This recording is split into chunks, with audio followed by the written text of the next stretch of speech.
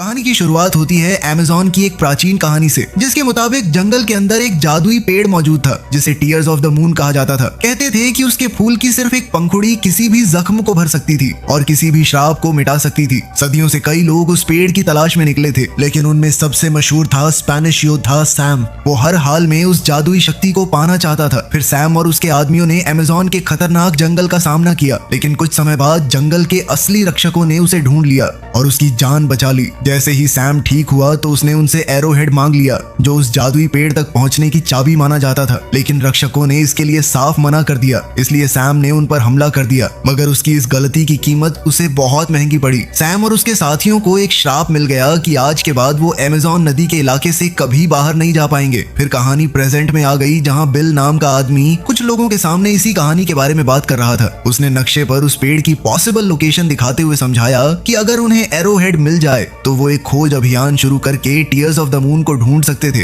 लेकिन असल में ये पूरा भाषण उसकी बहन लिली ने लिखा था और वो ऊपर छुपकर खड़ी हर लाइन उसके साथ बोल रही थी। कुछ देर बाद लिली को समझ आ गया कि उसका भाई सोसाइटी को एरोहेड देने के लिए राजी नहीं करा पाएगा, इसलिए उसने खुद ही मामला संभालने का फैसला कर लिया। जब बिल सबका ध्यान भटकाने लगा तब लिली चुपके से सोसाइटी के कॉरिडोर्स में घुस गई। उसके हाथ में एक नक्शा था जो उसे आर्टिफैक्ट्स के कमरे तक ले जाने वाला था, मगर रास्ते में उसकी टक्कर प्रिंस पार्क से हो गई। पार्क को लगा कि वो बस किसी असिस्टेंट का कमरा ढूंढ रही थी, इसलिए उसने बिना शक किए उसे जाने दिया। अब लिली सीधे आर्टिफैक्ट्स कमरे में घुस गई। फिर उसने अपने कपड़े बदल कर लड़कों वाले कपड़े पहन लिए ताकि किसी का ध्यान उस पर न जाए। कुछ देर बाद उसे वो क्रेट मिल गया जिसमें एरोहेड रखा हुआ था। जैसे ही उसने क्रेट खोला तो उसने तुरंत एरोहेड चुरा लिया। लेकिन उसी वक्त अचानक एक सोसाइटी मेंबर प्रिंस पार्क को भी उस कमरे में ले आया। पता चला कि पार्क भी उसी एरोहेड की तलाश में था और जैसे ही उन्होंने क्रेट खोलकर देखा तो एरोहेड गायब था। तभी अचानक पार्क की नजर लिली पर पड़ी, जो वहां से भागने की कोशिश कर रही थी। प्रिंस पार्क ने तुरंत अपने आदमियों को लिली को पकड़ने का हुक्म दिया, लेकिन लिली इतनी आसानी से हार मानने वाली नहीं थी। उसने अपनी चालाकी और फुर्ती का इस्तेमाल करते हुए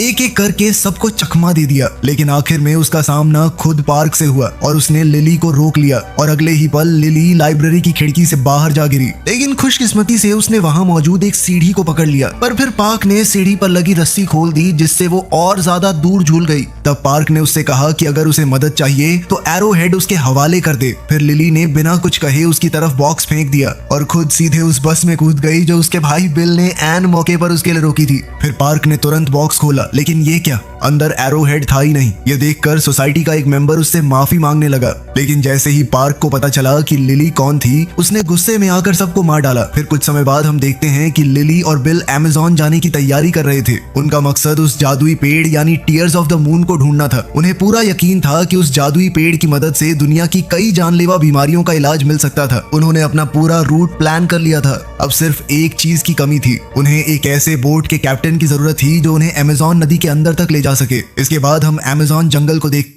हैं, जहां एक पुरानी और काफी खतरनाक दिखने वाली बोट पर कुछ इंग्लिश टूरिस्ट क्रूज का मजा ले रहे थे। इस बोट का कैप्टन यानी स्किपर था फ्रैंक, एक ऐसा आदमी जो लोगों को बेवकूफ बनाकर पैसे कमाने में माहिर था। उसने अपने पूरे क्रूज बिजनेस को एक ही आइडिया पर खड़ा किया था कि अमेज़न की हर चीज इंसान को मार सकती थी। इसी डर का फायदा उठाकर वो टूरिस्ट से ज्यादा पैसे वसूल करता था। वो तरह तरह के नाटक और ट्रिक्स करता ताकि सबको लगे कि वो किसी जानलेवा एडवेंचर का हिस्सा बने हुए थे। यहाँ तक कि उसने एक लोकल ट्राइब को भी पैसे दे रखे थे ताकि वो उसके झूठ में साथ दे। दूसरी तरफ लिली और बिल भी अमेज़न के किनारे बसी एक छोटी सी बस्ती में पहुंच गए थे, जहां फ्रैंक अपना पूरा काम चला रहा था। लेकिन उन्हें पता नहीं था कि प्रिंस पार्क के आदमी भी उनका पीछा कर रहे थे। खैर, लिली अपने मिशन को लेकर बेहद उत्साहित थी और जैसे ही वो पहुंची तो तुरंत स्किपर की तलाश में निकल पड़ी। उसकी नजर रॉय नाम के आदमी पर थी, जो डॉक पर मौजूद ज्यादातर बोट्स का मालिक लग रहा था। उधर हम देखते हैं कि रॉय सीधे फ्रैंक के पास गया, जो अभी अभी अपनी बोट लेकर वापस आया था। रॉय ने उससे अपना उधार चुकाने को कहा, लेकिन फ्रैंक के पास पूरे पैसे नहीं थे,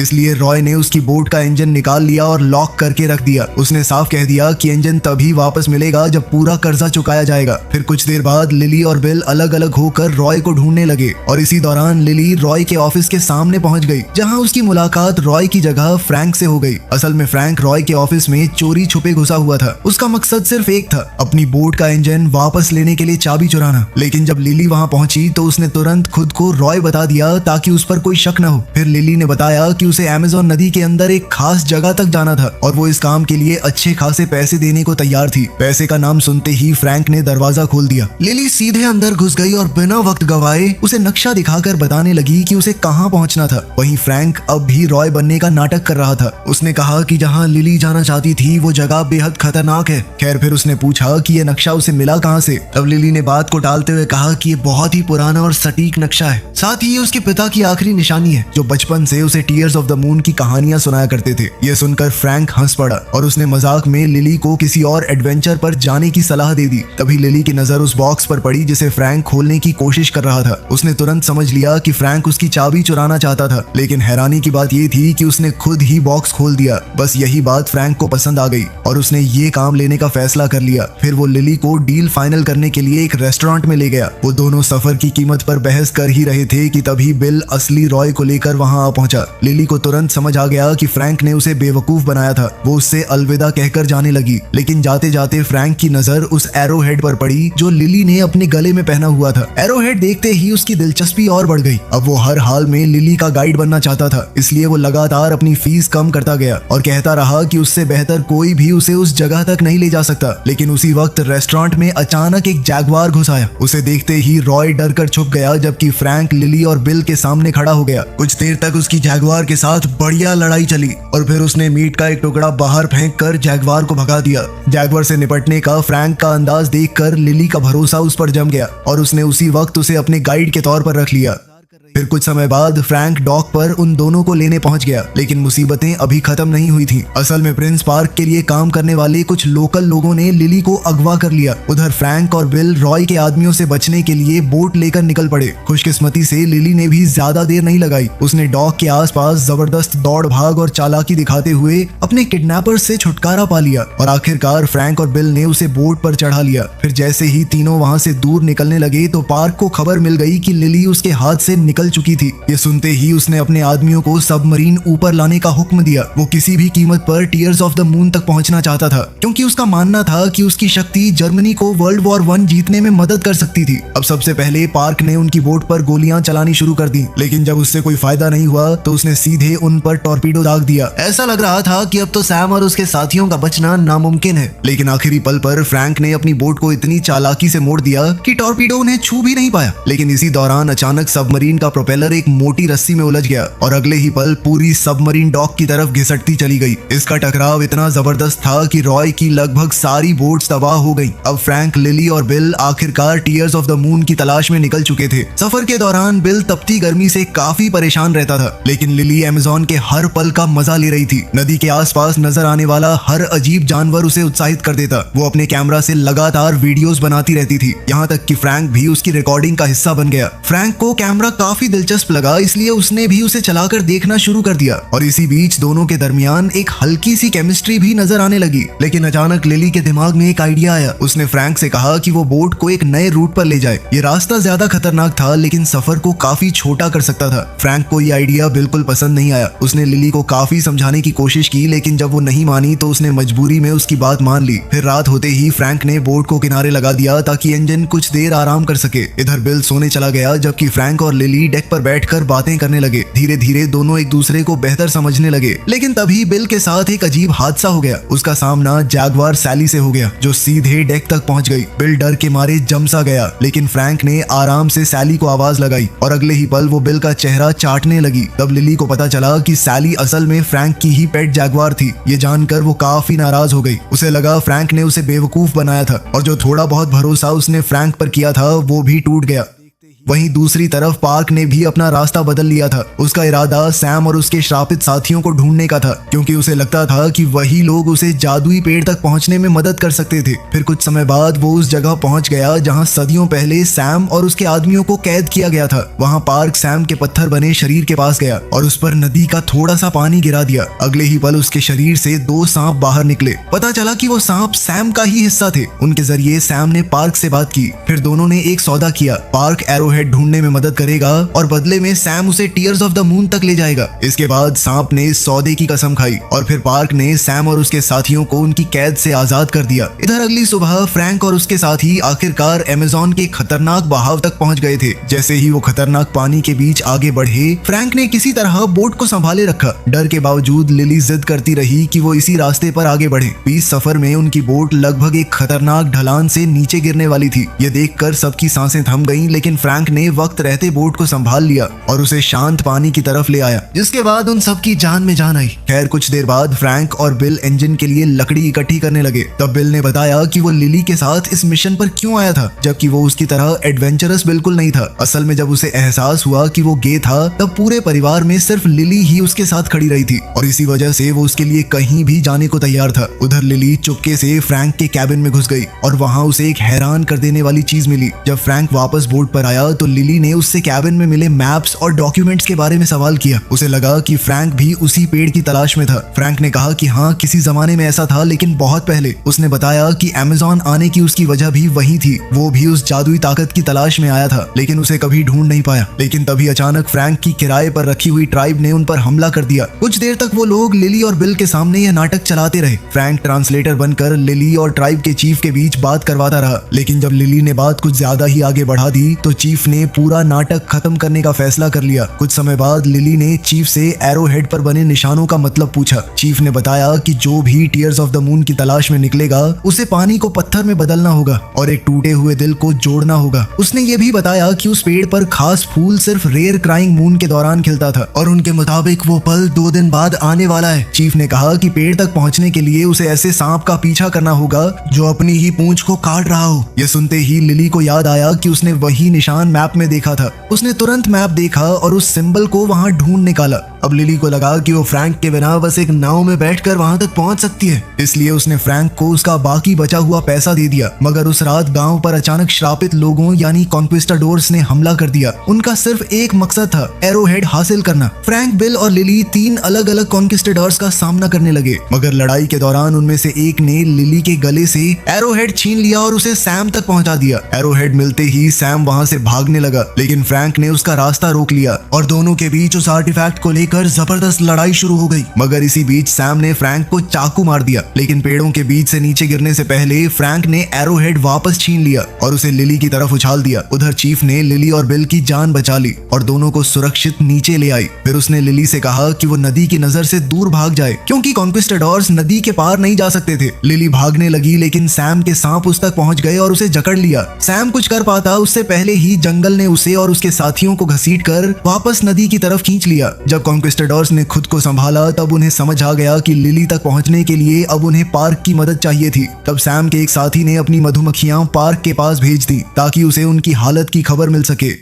फिर अगली सुबह लिली ने फ्रैंक को देखा और उसे लगा कि वो बिल्कुल ठीक ठाक था, लेकिन जब चीफ और बिल वहां पहुंचे तब उनकी नजर फ्रैंक की पीठ में घुसे हुए चाकू पर पड़ी। अब फ्रैंक के पास सच बताने के अलावा कोई रास्ता नहीं बचा था। उसने कबूल किया कि वो भी कभी सैम के कॉन्क्विस्टाडोर्स में से एक था, लेकिन वो और कुछ समझा पाता उससे पहले लिली को उसके शरीर से चाकू निकालना पड़ा। मगर हैरानी की बात यह थी कि चाकू निकालने के बाद भी फ्रैंक को जरा सा नुकसान नहीं हुआ। ये देखकर बिल वहीं बेहोश हो गया। खैर कुछ देर बाद लिली ने उसे होश में लाकर अलविदा कहा। उसने बताया कि सफर का बाकी हिस्सा वो सिर्फ फ्रैंक के साथ तय करेगी। उधर श्रापित कॉन्क्विस्टाडोर्स की मधुमक्खियां पार्क की सबमरीन तक पहुंच गई थी। पार्क ने उन्हें अंदर बुलाया। उनमें से एक मधुमक्खी ने मैप पर एरोहेड की लोकेशन दिखाई। फिर दोनों के बीच पूरी बातचीत हुई, जिसे देखकर पार्क के साथी भी हैरान रह गए। इधर सफर के दौरान फ्रैंक और लिली उसकी पिछली 400 सालों की जिंदगी के बारे में बात करने लगे। फ्रैंक ने बताया कि वो सैम का सबसे करीबी दोस्त था, इसी वजह से वो उसके साथ टीयर्स ऑफ द मून की तलाश में अमेज़न आया था, क्योंकि सैम अपनी बेटी को मौत के मुंह से बचाना चाहता था। फ्रैंक सैम के लिए नक्शे बनाता था और नदी का वो मैप जो लिली इस्तेमाल कर रही थी वो भी फ्रैंक ने ही बनाया था। फ्रैंक ने सैम के साथ जंगल की गहराइयों तक सफर किया था ताकि टीयर्स ऑफ द मून का जादुई फूल ढूंढ सके। लेकिन जब उसने देखा कि जिस ट्राइब ने उनकी जान बचाई थी सैम उनके साथ क्या करने को तैयार था, तब उसे समझ आ गया कि वो इसका हिस्सा नहीं बन सकता। फ्रैंक ने सैम को चीफ की बेटी की जान लेने से रोक दिया। इसी दौरान वो लड़की एरोहेड लेकर भाग निकली और अपनी आखिरी सांस लेते हुए चीफ ने सैम और उसके उसके साथियों को श्राप दे दिया। इस तरह साल बीतने लगे और फ्रैंक और सैम बार बार एक दूसरे से टकराते रहे। आखिरकार फ्रैंक ने सैम और उसके आदमियों को एक गुफा में कैद कर दिया, जहां से जंगल उन्हें वापस नदी तक नहीं ले जा सकता था। अगले 300 सालों तक जंगल ने उनके शरीरों को तोड़ मरोड़ दिया और धीरे धीरे उन्हें डरावने राक्षसों में बदल दिया। लिली ये सब ध्यान से सुनती रही। फिर उसने फ्रैंक से पूछा कि उसने पिछले 300 साल कैसे गुजारे। फ्रैंक ने बताया कि उसने वही शहर बसाया था जहां लिली उसे मिली थी। इन सालों में उसने कई दोस्त बनाए और उन्हें खोया भी। बाद में उसने टीयर्स ऑफ द मून की तलाश शुरू की। उसने अपनी बोट बनाई और पूरी नदी छान मारी, लेकिन उसे कुछ नहीं मिला। आखिर में थक हार कर उसने तलाश छोड़ दी और वो टूरिस्ट गाइड बन गया। अपनी इस बेहद लंबी जिंदगी में उसने काफी सारी बड़ी बिल्लियों को भी पाला। उधर प्रिंस पार्क अपनी सबमरीन में बिल तक पहुंच गया। उसने बिल को पकड़ लिया और उसे मजबूर किया कि वो टीयर्स ऑफ द मून की लोकेशन बता दे। मजबूरी में बिल ने मैप पर जगह दिखा दी। इसके तुरंत बाद पार्क ने कॉन्क्विस्टाडोर्स की मधुमक्खियों को मार डाला ताकि वो ये जानकारी सैम तक न पहुंचा सके। इधर फ्रैंक और लिली भी उसी जगह की तरफ बढ़ रहे थे। सफर के दौरान फ्रैंक ने लिली को बताया कि जब उसे टीयर्स ऑफ द मून का फूल मिल जाएगा तब वो क्या करेगा। उसने कहा कि उसके पास 2 रास्ते होंगे और वो वही रास्ता चुनेगा जो आखिरकार उसे सुकून दे सके। अगले दिन वो नदी के एक ऐसे हिस्से तक पहुंच गए जहां आगे बढ़ने का कोई रास्ता नजर नहीं आ रहा था। लिली को लगा कि शायद वही वो जगह थी जिसका जिक्र एरोहेड में था, जहां पानी पत्थर में बदल जाता था। तब फ्रैंक नदी में छलांग लगाकर नीचे गया। वहां उसे एक प्राचीन चेंबर मिला जहां एक लीवर लगा हुआ था, लेकिन वापस आकर उसने लिली को बताया कि उसे ही अंदर जाकर लीवर खोलना पड़ेगा क्योंकि वो खुद उस जगह में फिट नहीं हो सकता था। ये सुनते ही लिली घबरा गई क्योंकि उसे तैरना नहीं आता था, लेकिन आखिरकार फ्रैंक ने उसे मना लिया कि उनके पास और कोई रास्ता नहीं था और फिर दोनों साथ में पानी के अंदर उतर गए। अब जैसे ही लिली चेंबर के अंदर पहुंची उसने लीवर दबा दिया, लेकिन लीवर दबाते ही दरवाजा बंद हो गया। यह देखकर लिली बुरी तरह घबरा गई। तब फ्रैंक ने उसे किस करके थोड़ी सी हवा दी ताकि वो सांस ले सके। फिर लिली ने किसी तरह उस प्राचीन लीवर को पूरी तरह नीचे कर दिया। उधर फ्रैंक पर पिरानस का झुंड टूट पड़ा। धीरे धीरे वहां का सारा पानी निकलने लगा, लेकिन जब तक पानी पूरी तरह नहीं निकलता लिली के पास बाहर निकलने का कोई रास्ता नहीं। फिर जब फ्रैंक आखिरकार उस तक पहुंचा तो उसे लगा कि लिली डूब चुकी थी, लेकिन अगले ही पल लिली की आंखें खुल गईं और उसने फ्रैंक को थप्पड़ मार दिया क्योंकि उसने उसे वहां अकेला छोड़ दिया था। खैर कपड़े बदलते वक्त दोनों को एहसास हुआ कि उन्होंने आखिरकार पेड़ की असली लोकेशन ढूंढ निकाली थी, लेकिन तभी एक और बड़ी मुश्किल सामने आ गई। जैसे ही वहां का बाकी पानी भी निकल गया उन्होंने देखा कि पार्क भी वहां मौजूद था और उसने बिल को अपना कैदी बना रखा था। मामला और भी खराब तब हुआ जब कॉन्क्विस्टाडोर्स की एक मधुमक्खी जो चुपके से उनका पीछा कर रही थी वापस जाकर श्रापित कॉन्क्विस्टाडोर्स को भी लोकेशन बताई। तभी पार्क ने लिली से एरोहेड छीन लिया। फिर उसने फ्रैंक को मजबूर किया कि वो अपनी स्टीम बोट से सबको उस गुफा के अंदर ले चले जहां वो जादुई पेड़ मौजूद था। मगर जब वो पेड़ तक पहुंचे तो वो सदियों से मरा हुआ लग रहा था। तब पार्क ने लिली से कहा कि वो पेड़ पर फूल खिलाए क्योंकि ये करना कैसे है ये बहुत कम लोग जानते थे, लेकिन लिली ने मना कर दिया। फिर फ्रैंक ने कहा कि वो ये काम करेगा, लेकिन बदले में उसे फूल की एक पंखुड़ी चाहिए होगी। अब पार्क इस बात पर मान गया, लेकिन उसने बिल को अपने पास ही बंधक बनाए रखा। फिर फ्रैंक ने पार्क से एरोहेड लिया और आगे बढ़ने का रास्ता ढूंढने लगा। जब वो तुरंत कामयाब नहीं हुआ तो पार्क ने लिली को भी उसकी मदद करने पर मजबूर कर दिया। फिर दोनों ने मिलकर पहेली सुलझानी शुरू की और तब उन्हें पता चला कि एरोहेड असल में एरोहेड था ही नहीं, दरअसल वो एक दिल था। निशानों के मुताबिक उन्होंने उसे तोड़ दिया और उसके अंदर से एक जादुई टुकड़ा निकाला। फिर उस टुकड़े को पत्थर के एक हिस्से पर रखा गया और जुड़े हुए दिल को दूसरी तरफ। जैसे ही यह हुआ पेड़ की जादुई ताकत सामने आने लगी। चांदनी की रोशनी में वो पेड़ धीरे धीरे खिलने लगा और कुछ ही पलों में वो पूरी तरह फूलों से भर गया। लेकिन पेड़ के खिलते ही लिली ने फ्रैंक को गोली मार दी। गोली लगते ही फ्रैंक गुफा की गहराई में जा गिरा। उधर पार्क ने तुरंत अपने आदमियों को हुक्म दिया कि क्राइंग मून के खत्म होने से पहले सारी पंखुड़ियां तोड़ ली जाए। इसी बीच फ्रैंक ने पार्क के आदमियों से बिल को बचा लिया। फिर सैली की मदद से दोनों ने मिलकर स्टीम बोट पर दोबारा कब्जा कर लिया। फिर लिली पेड़ पर चढ़ गई ताकि एक पंखुड़ी हासिल कर सके, लेकिन क्राइंग मून के खत्म होने से पहले उसे तोड़ने के लिए उसे बहुत तेजी से दौड़ना पड़ा। आखिरकार उसने टीयर ऑफ द मून की एक पंखुड़ी तोड़ ली, लेकिन उस पल वो पेड़ से नीचे गिर गई और वहां प्रिंस पार्क पहले से मौजूद था। उसने एक बार फिर लिली को धमकाया और कहा कि पंखुड़ी मेरे हवाले कर दो वरना तुम्हें और तुम्हारे भाई को कोई नहीं बचा पाएगा। तभी अचानक पूरा पेड़ टूटने लगा। अपनी जान बचाने के लिए लिली ने पंखुड़ी छोड़ दी और पार्क को पकड़ लिया। वहीं दूसरी तरफ फ्रैंक ने गिरती हुई पंखुड़ी को पकड़ लिया, लेकिन कहानी अभी खत्म नहीं हुई थी। तभी श्रापित कॉन्क्विस्टाडोर्स भी पेड़ तक पहुंच गए और उन्होंने पार्क को मार डाला। डाला। उसके बाद वो लिली के पीछे पड़ गए, लेकिन फ्रैंक ने पंखुड़ी दिखाकर उनका ध्यान अपनी तरफ खींच लिया और उन्हें अपने पीछे आने पर मजबूर कर दिया। फ्रैंक ने बिल को सुरक्षित जगह पर छोड़ दिया और सैली को उसके साथ रुकने का हुक्म दिया ताकि वो बिल और लिली दोनों की हिफाजत कर सके। फिर लिली पेड़ से नीचे अपने भाई के पास आ गई और दोनों ने देखा कि फ्रैंक अपनी बोट को सीधे उस प्राचीन स्मारक की तरफ ले जा रहा था। कॉन्क्विस्टाडोर्स पंखुड़ी हासिल करने के लिए फ्रैंक से लड़ने लगे, लेकिन फ्रैंक ने एक एक करके सबका सामना किया और उन्हें रोकता रहा। आखिर में उसका सामना सैम से हुआ। सैम ने एक बार फिर उससे पंखुड़ी मांगी, लेकिन तब पता चला कि असली पंखुड़ी तो बिल के पास थी ताकि वो उसे लिली को दे सके। अगले ही पल बोट जाकर उस प्राचीन स्मारक से टकरा गई और इस टक्कर की वजह से नदी का पानी गुफा के अंदर आना बंद हो गया। जंगल ने तुरंत कॉन्क्विस्टाडोर्स को अपनी गिरफ्त में ले लिया और क्योंकि अब वो नदी तक नहीं पहुंच सकते थे, जंगल ने फ्रैंक समेत सभी कॉन्क्विस्टाडोर्स को दोबारा पत्थर बना दिया। कुछ देर बाद लिली उस जगह पहुंची और उसने फैसला किया कि वो पंखुड़ी फ्रैंक को देगी ताकि उसका श्राप टूट सके। इस फैसले के साथ ही उसने इंसानियत की मदद करने का अपना सपना भी दांव पर लगा दिया। लेकिन हैरानी की बात ये थी कि कुछ भी नहीं हुआ। मजबूर होकर लिली और बिल वहां से चले गए, जबकि सैली अपने मालिक का इंतजार करती रही। तभी लिली को सैली के जोर जोर से गरजने की आवाज सुनाई दी। वो पलट कर देखती है और देखकर हैरान रह गई। फ्रैंक जिंदा हो चुका था। लिली दौड़कर सीधे उसकी बाहों में जा पहुंची और तब उन्होंने देखा कि जादुई पेड़ ने उनके लिए एक और पंखुड़ी छोड़ दी थी। फिर कुछ समय बाद सब लोग वापस शहर लौट आए। अब फ्रैंक ने रॉय को अलविदा कहा और अमेज़न के उन जंगलों से लंदन की ओर निकल पड़ा। आखिरी सीन में हम लंदन की सड़कों पर अपने हीरो हीरोइन को देखते हैं। दोनों एकदम खुश हैं और अपने पालतू बिल्ले के तौर पे जैगुआर रखा हुआ है। वीडियो पसंद आई तो लाइक कर देना, चैनल को सब्सक्राइब कर लेना। मिलते हैं अगली वीडियो में।